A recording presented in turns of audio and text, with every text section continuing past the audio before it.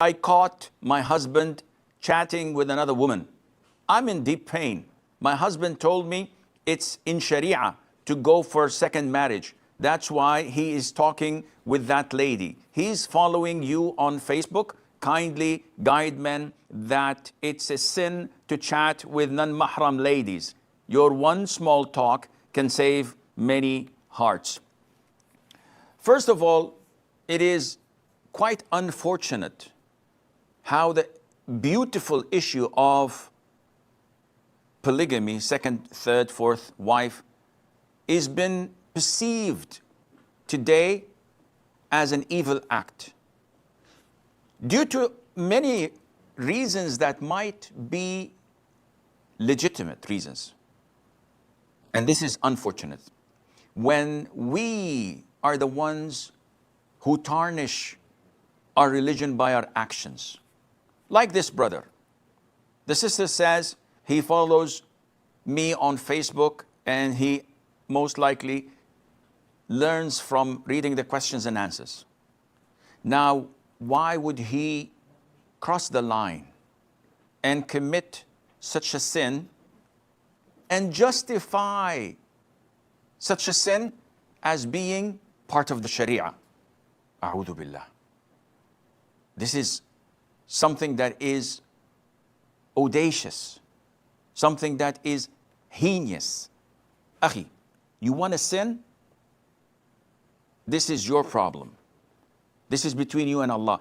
Do not justify your sin and lie and cheat and maybe claim that this is part of Islam. Then this is not an individual sin anymore. This is something that has gone out of proportion. Chit-chatting with a woman is definitely haram. Don't sugarcoat it.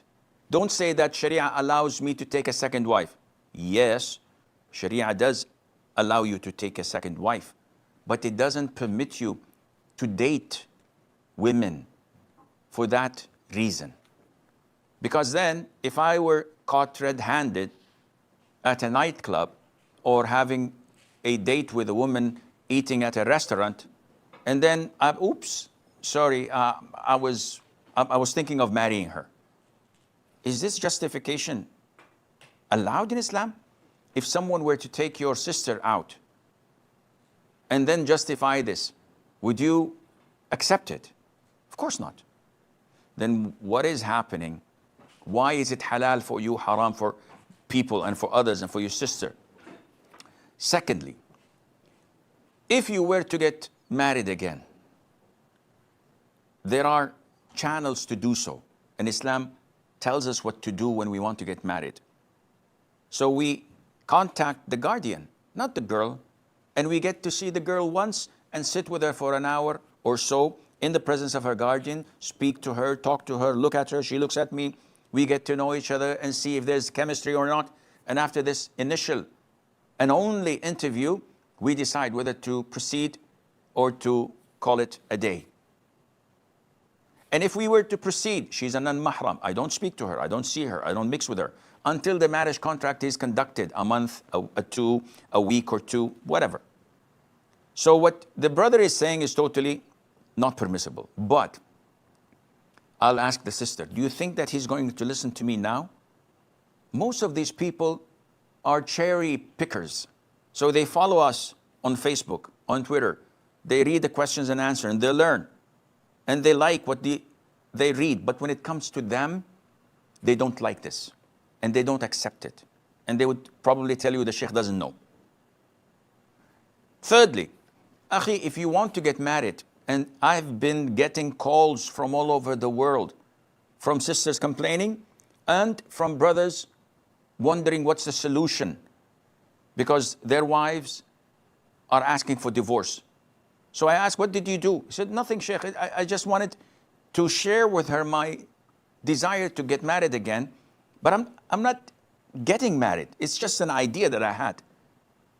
And I've been doing this for 3 years now with her, and she's now frustrated, and she's asking for khulur. She can't take it anymore. Subhanallah. Are you nuts? Why would you talk to your wife about something you want to do before doing it. And you know that it is human nature to reject it. Jealousy is human nature, is totally accepted in a woman. But what comes out as a result of it is what might be haram, what might be halal. So many people say, listen, I'm getting married next year, and she's going to be blonde, and she's going to be ex-Miss Universe, and she's going to be this, and she's going to be better cook, better good looking, better family, richer. A'udhu billah. The Prophet told us when slaughtering an animal for udhiyah to sharpen our blade and to make it swift and quick so that the animal wouldn't feel the pain. And what you're doing is completely the opposite, with, of course, the big difference between an udhiyah and your wife. So these people are nuts. They're not wise. They're not fit to get a second wife because they don't have the diplomacy. They don't have the guts. They don't have the wisdom.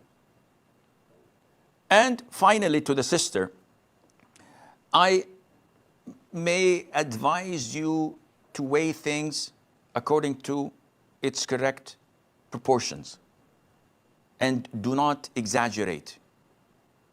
Do not kill a mosquito with a cannon. You kill a mosquito with something that kills it without destroying the whole house. So this sin of your husband is a sin, without any doubt. How to react is what defines your marriage. You can go for khul', you can ask for divorce, you can make a big problem, you can spoil his day and night. But is this a solution? Of course not. You have to be tactful and you have to be wise in knowing how to deal with such a problem, and Allah knows best.